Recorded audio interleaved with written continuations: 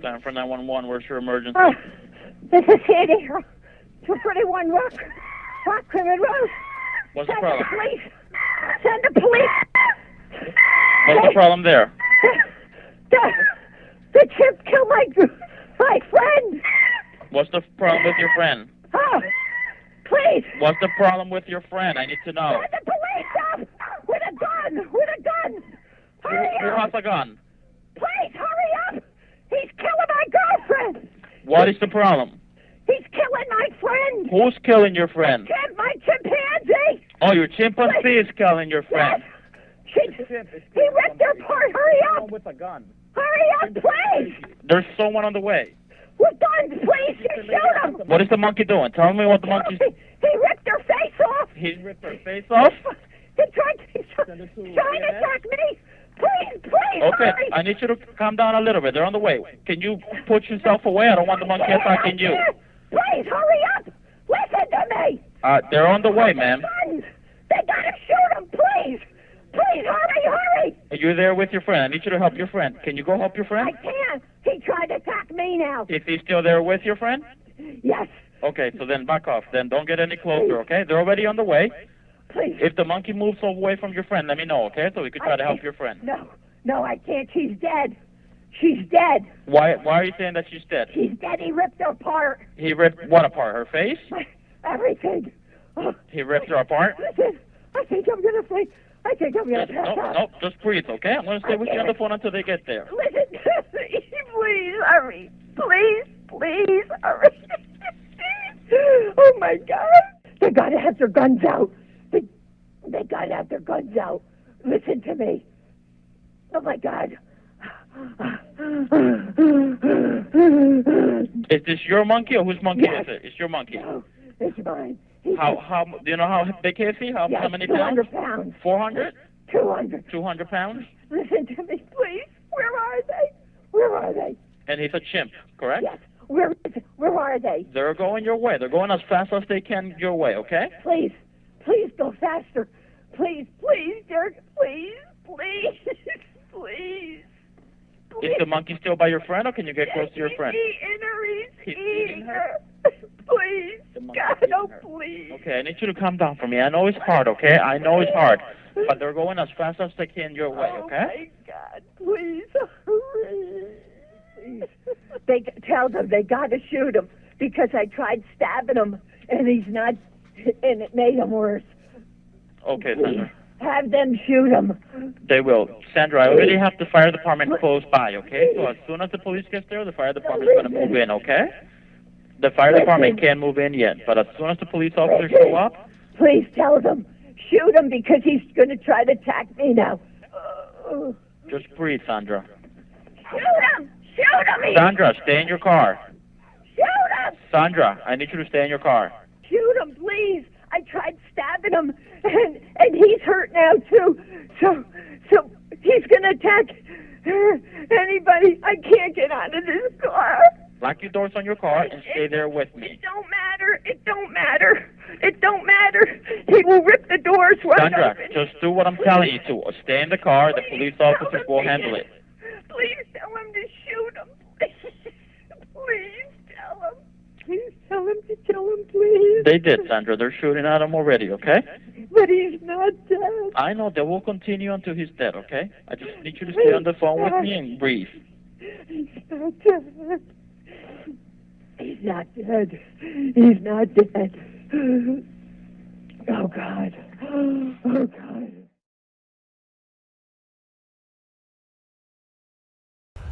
That 911 call that you just listened to is one of the absolute most terrifying 911 calls I have ever listened to ever in my life. I am Lamont at Large. Today, I am in Stamford, Connecticut, and I'm here to talk about the very curious case of one Travis, the psychopathic chimpanzee. Now, your first question that you're asking yourself about this whole story and the situation involved in it is, how the hell do you even get a chimpanzee to begin with?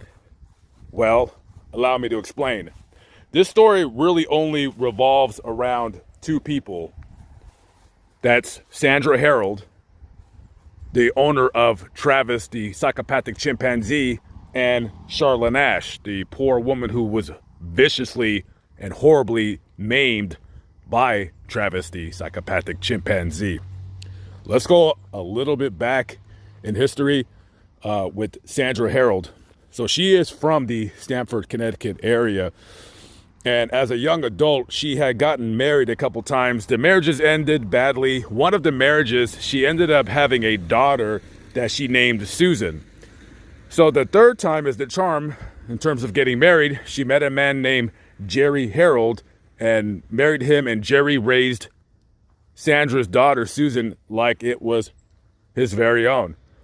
And they built a very wonderful, comfortable life. They owned a couple of businesses, actually several businesses in the Stamford area. They owned a very successful tow truck company and an auto body shop.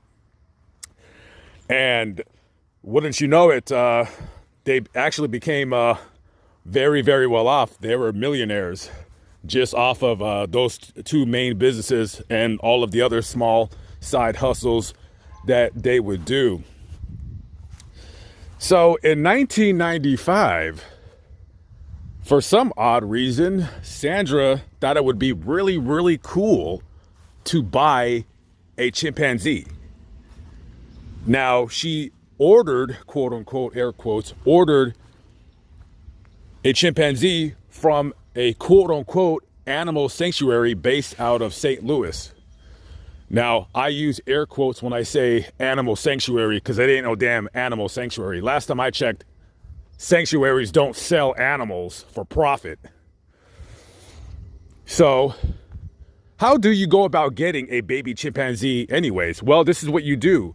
You wait for the mother chimpanzee to have a baby, and when the mother's sleeping, you shoot it with a tranquilizer, and then you go into the cage and you get the baby out.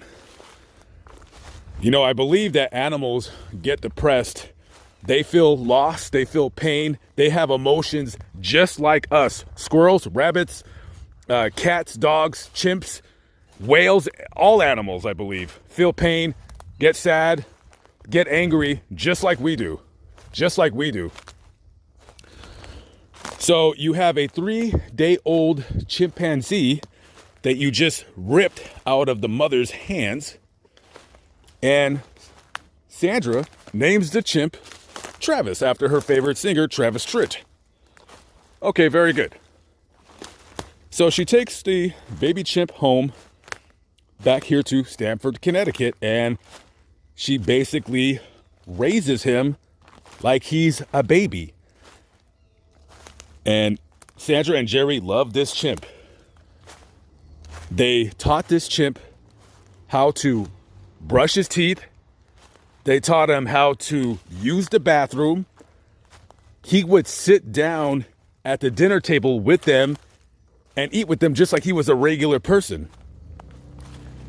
He would open the refrigerator and get whatever he needed or wanted out of the fridge. He had total reign over the house. They had a specially designed room with like a tire and a trampoline and things for him to swing off of and play with, so forth and so on.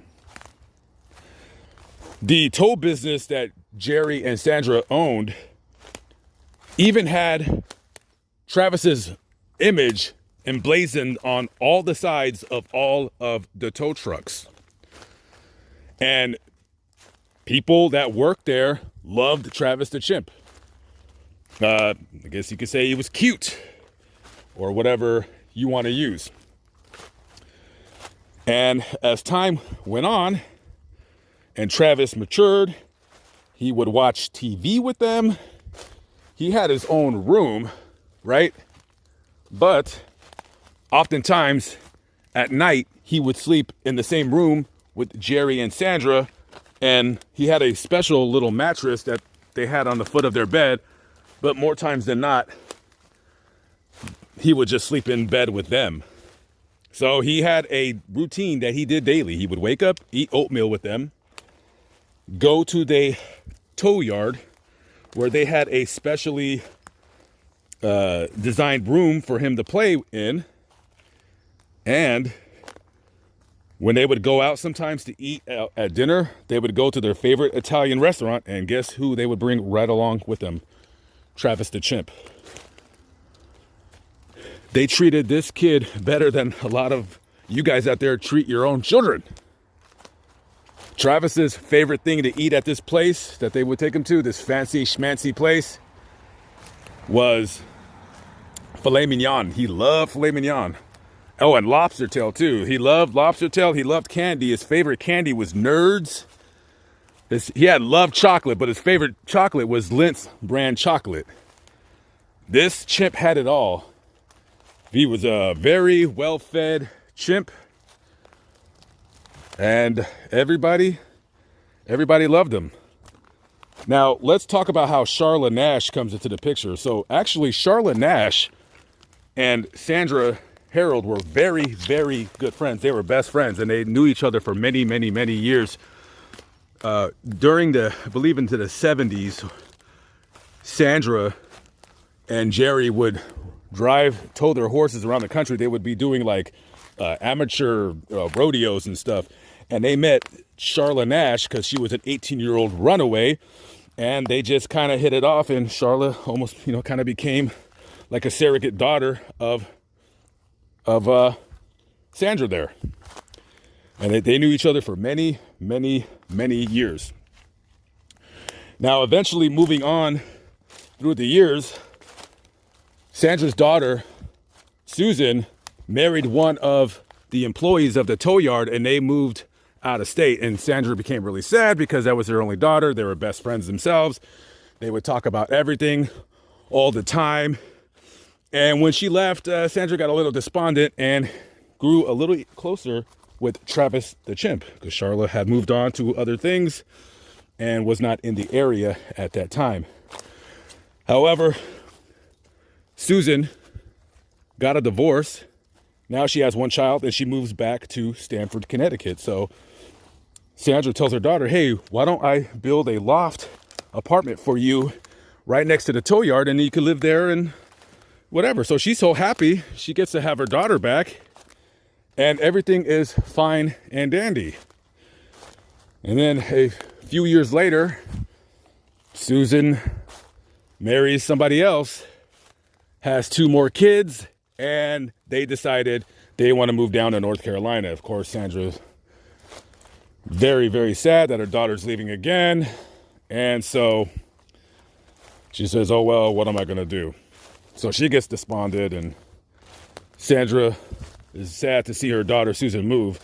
Now, Susan had drove back to Greenwich to get some more of her stuff to take her with her back to North Carolina. And before she left, she was complaining to her mom that her back hurt. So I believe she took a Percocet for the pain. And as she drove back down to North Carolina, her car left the road and crashed into an embankment similar to this. And Susan was ejected from the car, and she was killed instantly. Her child that was with her was fine. They were restrained in the car seat. So now Susan is dead, the only child of Sandra, and now Sandra has to bury her daughter. Very, very, to have to bury your child, your only child, I could only imagine the pain that she went through. And after that, she became, a little more reclusive, wasn't going out very much. And after her only daughter dying, Travis became an even, bigger part of her life.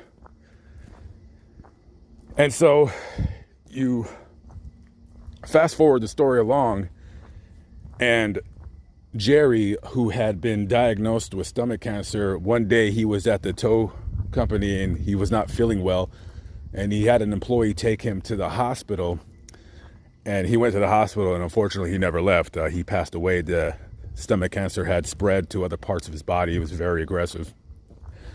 So now you have Sandra burying her daughter and her husband of many, many, many years. So now, even more despondent, more reclusive, almost looking to Travis as, you're all I have left. You're all I have left. And Travis was very despondent too about Jerry dying. He was acting a little odd, a little bit weird, Sandra had remarked. So you fast forward to around the time of the attack. Charlotte Nash had come back to town. Now she has a 12-year-old daughter. And she confides to Sandra that she's been living intermittently in a homeless shelter for the better part of a year. And Sandra tells her, why didn't you tell me that you were living in a homeless shelter? I'm not going to have my best friend and her 12-year-old daughter sleeping with the homeless people. Why didn't you tell me this? And maybe it's pride, maybe it's shame. Whatever it is, the reason she just didn't want to tell her. I don't want to put that burden on you. I'm a grown adult. I'm supposed to take care of myself. However, things hit the fray and end result, I'm living in a homeless shelter. So she tells Charlotte, she says, no, you are no longer living in a homeless shelter. You get all your things, you get your daughter, and you're going to come live with me. Better yet, I have an empty loft that my daughter used to live in on the tow company grounds.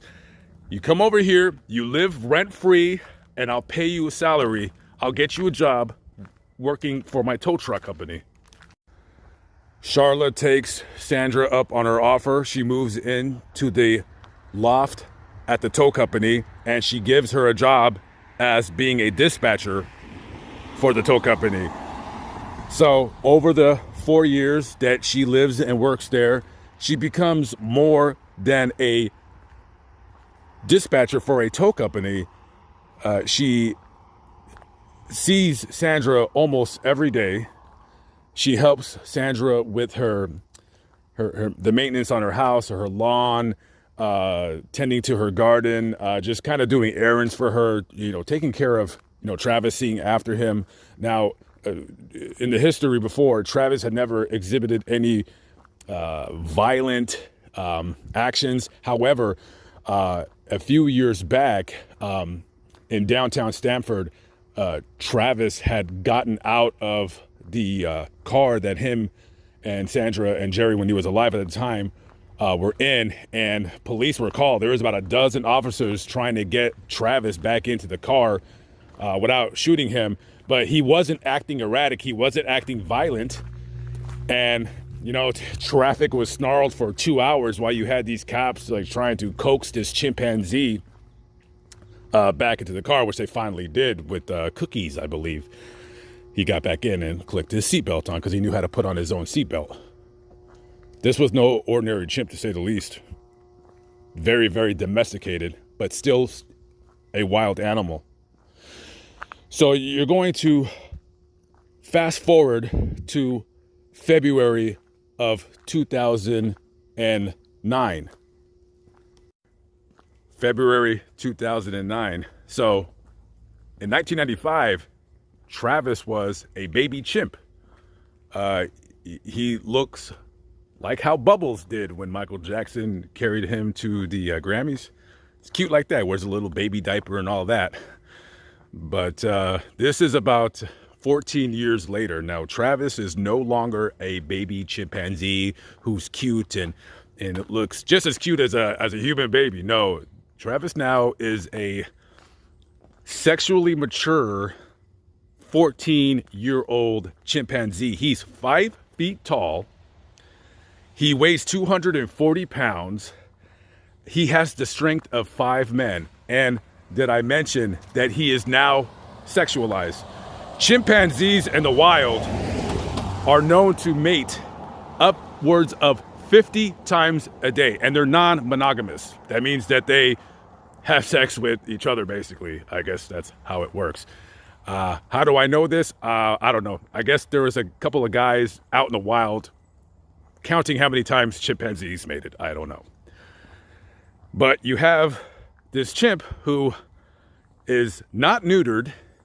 He's a wild animal, and he probably, just like a lot of 14-year-olds, 14-year-old kids, 14-year-old males, 14-year-old females, whatever, you reach an age where you get sexually frustrated, if you will. And there's no other chimpanzees that I know of in this story that she is bringing over for Travis to quote unquote have a good time. I mean, let's just call it what it is. Animals, humans, like I said, we all bleed, we all feel pain, we all get depressed, we all get sad, we all get happy, and guys, we all mate at the end of the day. And I would expect no less that Travis the chimpanzee also wants to do the same thing. February 16th, 2009, Charla comes up to Sandra's house. Now, Sandra had noted that day that Travis was acting weird. Now, normally, Travis had full run of the house. Now, like I said, he's 5 feet tall. He weighs 240 pounds. Very obese, very old, a gray belly, receding hairline. He just looks like an old chimpanzee. He looks like the chimpanzee Koba from Planet of the Apes. And she was remarking to herself how Travis didn't seem like himself. Normally, he would just go to the refrigerator, get whatever he wanted to eat, swing across the room, do whatever, sit, watch TV, blah, blah, blah. There was 3 TVs in that house constantly running. And the house was an absolute mess. Sandra had gotten very, very depressed later in the years after her daughter, Susan, and her husband, Jerry, had died. She would go on these crazy shopping trips. She would never leave her home unless she went to go shopping or go shop.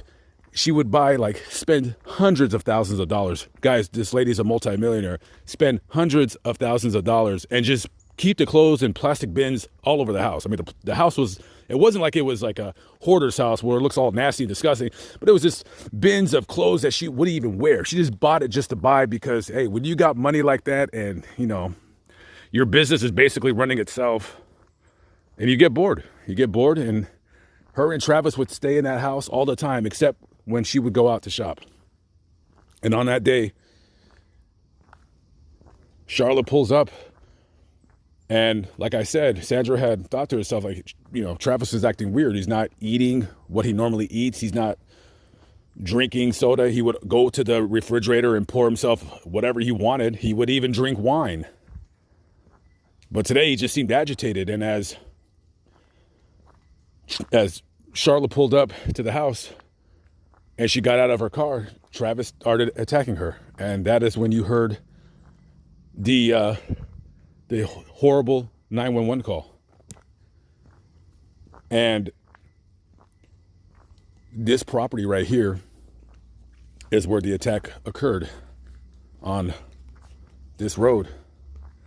Let me tell you what Travis did to this woman. He tore her eyelids, ripped her eyes out, ripped her jaw out.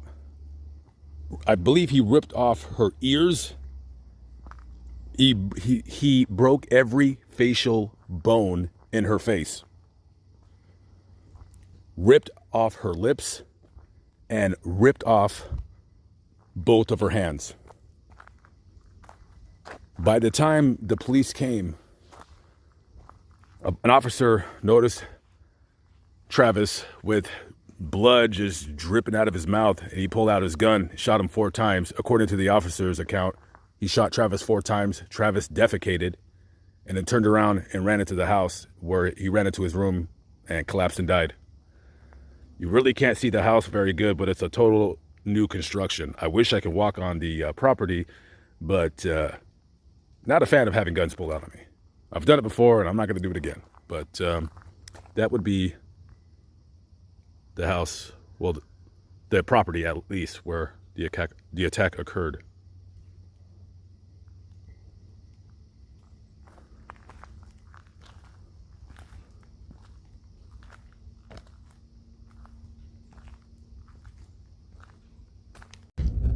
On May 24th, 2010, Sandra Herold woke up.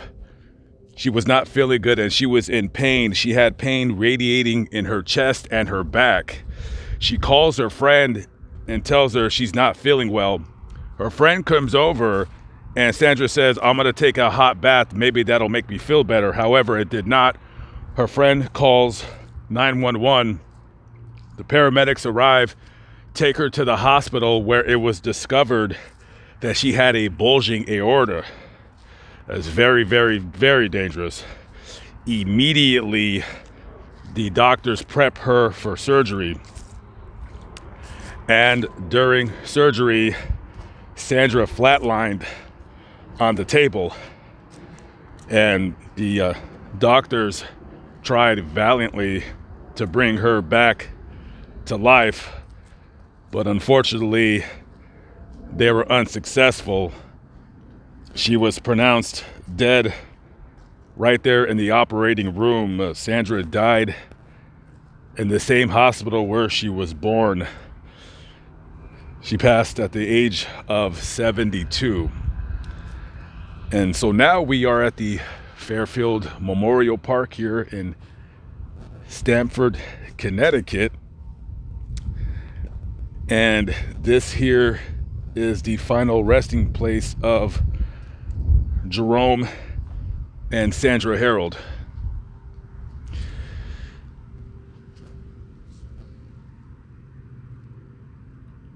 And it was Sandra's final wishes that she be buried with the cremated remains of her daughter Susan placed on her left side, and on her other side are the cremated remains of Travis, the psychopathic chimp.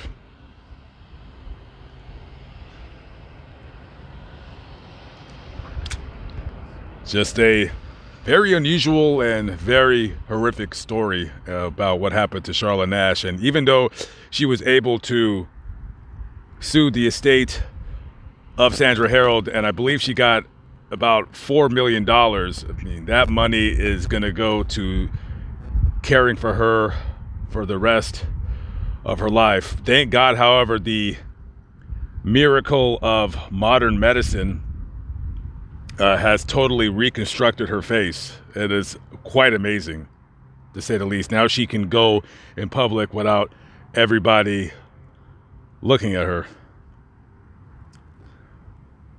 Okay. Rest in peace to the Herolds. I think people should think twice when they hear a story like this before they go off and buy an exotic animal. Exotic animals don't belong in people's homes. They belong in the wild.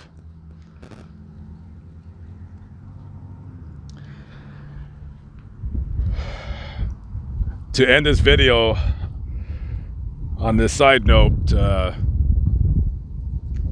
Travis the psychopathic chimp's mom, Susie the chimp, escaped from her cage several years ago and was outside of a man's home as he got off of work, and she was scratching at his car. He was scared. He ran inside to grab his gun and shot and killed the chimp. He actually got arrested for animal cruelty and did a month in jail. Thought that was kind of odd, considering that her offspring almost killed a woman and practically ripped her face off. Again, I do not believe that wild animals should be caged and housed, and that is no sanctuary. That place really, really needs to be investigated. Anyways, guys, I'm Lamont at Large. I will catch up with you on the next vlog. I'm out of here. I hope you enjoyed it, and I will see you down the road. Peace out.